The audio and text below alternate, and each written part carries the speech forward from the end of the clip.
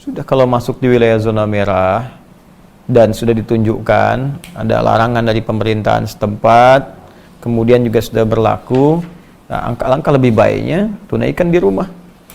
Ya, tidak perlu memaksakan ke masjid. Ya, hadis yang terkait dengan ini?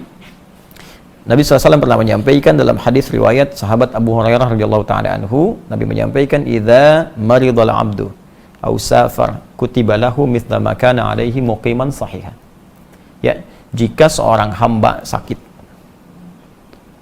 atau sedang dalam perjalanan, ya, atau dalam kondisi tidak bisa memungkinkan menunaikan amalan rutinnya karena kondisi tertentu, ya, maka dia mendapatkan pahala yang sama dalam kondisi dia sehat dan mukim, walaupun mengerjakan amalan tidak seperti mulanya.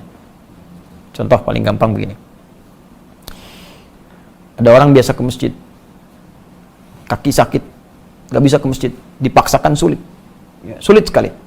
Maka dalam hal dia sholat di rumah, itu pahalanya sama dengan kebiasaan dia sholat di masjid. Dihitung sama. Safar. Saya mau ke Bandung, macet luar biasa. Lalu saya istirahat di kilometer 57. Ya, saya sholat jamak qashar bahkan. Zuhur, asar disatukan. Dua, bahkan nggak sholat sunnah. Ya, itu kebiasaan saya tetap dituliskan serupa. Pahalanya tetap sempurna, sunnahnya dituliskan karena kebiasaan kita sebelumnya. Jadi jangan khawatir kalau ada memang yang sudah terbiasa ke masjid, pasti ada kerinduan, pasti itu. Ada pengen, rindu, ya sudah ada kebiasaan, tiba-tiba memang di situ isunya luas, tersebar, zonanya merah. Bukan hanya zona merah, kadang-kadang zona kan dibuat umum.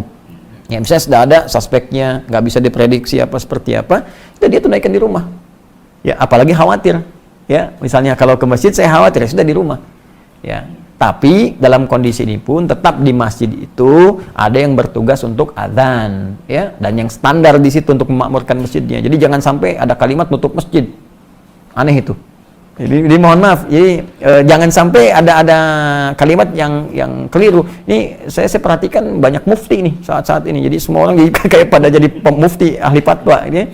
Padahal kan tempatkan pada tempatnya. Jadi bukan menutup masjid. Ya, hanya mengalihkan berjamaah ke rumah bagi wilayah yang terdampak. Ya, cuman yang adzan yang tinggal di masjid ya tetap adzan di situ, imam rawatib di situ yang tinggal. Ya, yang lain di rumah. Kecuali kalau wilayah-wilayah yang zona hijau, yang nggak banyak terdampak, atau misalnya di komplek yang sudah terisolasi, komunikasinya bagus, orang luar nggak boleh masuk, yang di situ saja misalnya yang menunaikan. Prinsipnya berjamaah itu sederhana sih. Orang sakit itu pasti nggak ke masjid. Gitu. Jelas ya? Jadi saya kira sangat jelas. Anda khawatir, Anda tidak perlu ke masjid, tetap tunaikan di rumah. Ya, dan jangan memaksakan kalau nanti tersebar di wilayah itu jadi berbahaya, kecuali dalam kondisi-kondisi yang tadi zona hijau, apalagi misalnya di pedalaman, ya jangankan corona aja ya, misalnya yang lain aja nggak kenal misalnya kan, nggak ketemu, masa mau nutup masjid, kan aneh juga gitu ya. Jadi dilihat daerah-daerahnya dan disesuaikan dengan kondisi di lingkungan kita. Semoga Allah segera mengangkat musibah ini dan kita bisa belajar hikmah yang paling besar dari situ. Ya, sebetulnya begini, kita harus banyak merenung ya. Kenapa Allah sampai mengeluarkan kita dari rumahnya? Antum biasa main ke rumah saya. Saya bilang jangan datang. Lama gitu. Ya. Kira-kira perasaan antum gimana? Hah? Bukan karena kangen, Anda pasti akan bertanya, saya salah apa? Ya. Kamu gak usah ke rumah saya dulu deh. Ya kan? Pasti Anda akan bertanya, saya salah apa? Sekarang Allah lewat fenomena ini meminta kita keluar dari rumahnya. Sebagian tempat, banyak tempat.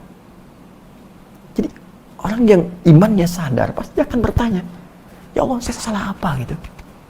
Apa yang saya perbuat selama ini? Atau apa yang salah di lingkungan saya? Karena kadang kita nggak salah tapi ada perbuatan lain yang dikerjakan oleh satu orang yang lain berdampak. Ya. Ada yang demikian sifatnya. Orang mabuk berkendaraan, yang mabuk dia, cuman kendaraan nyasar sana sini, yang ketabrak orang banyak. Ya, makanya mabuk dilarang, minuman keras dilarang karena bisa membahayakan orang lain. Ada perbuatan buruk saat dikerjakan orang yang baik bisa terdampak. Zina, makan makanan haram.